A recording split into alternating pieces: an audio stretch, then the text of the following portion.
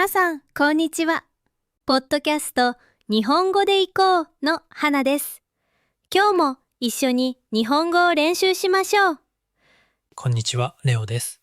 今日も聞いてくれてありがとうございます。レオさん、こんにちは。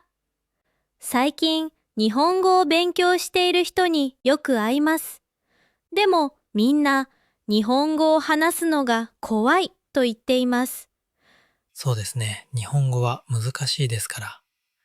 レオさんも昔は怖かったですか？私もそうでした。でも大丈夫ですよ。間違えたらどうしようと思いますよね。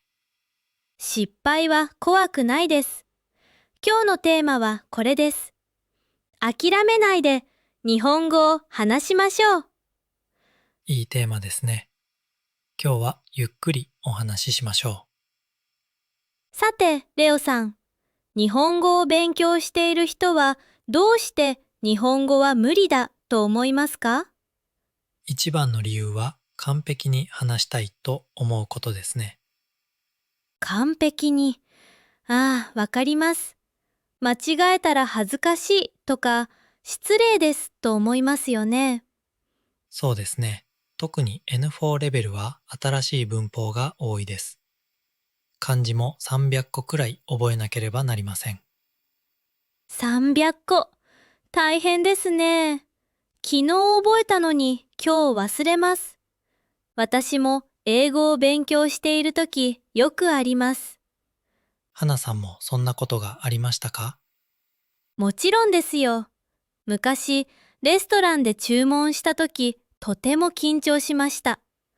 練習したのに全然言葉が出てこなくて顔が赤くなりました。それは恥ずかしかったですね。でもその時諦めましたか？いいえ、店員さんが優しかったです。だから頑張って注文しました。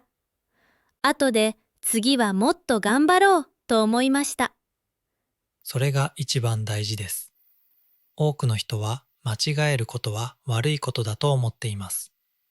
でも本当は間違えることは頑張っているということなんですよ。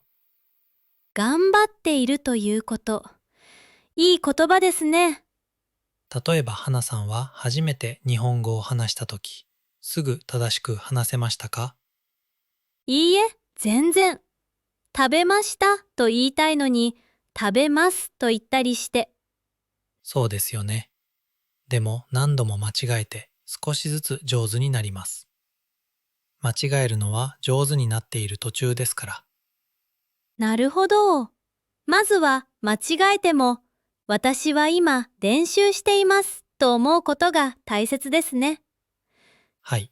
私のアドバイスはとても簡単です。知っている言葉だけで話してくださいということです。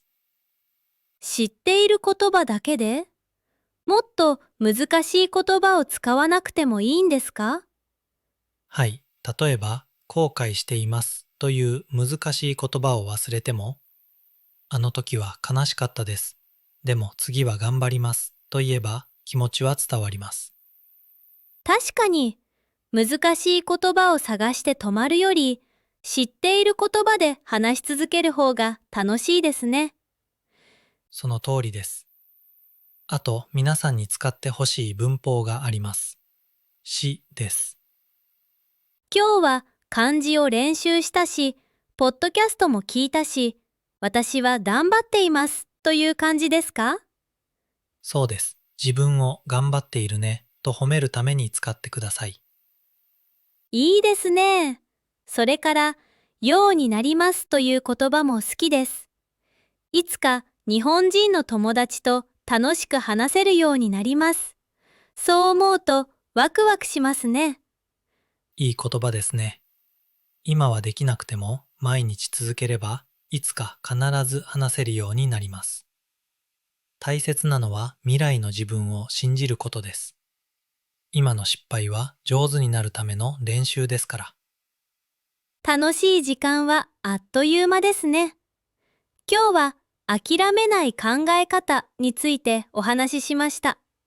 いかがでしたか？完璧じゃなくていいです。一歩ずつ進みましょう。私も今日から失敗しても練習中ですと言って笑うことにします。それではまた次回。またね。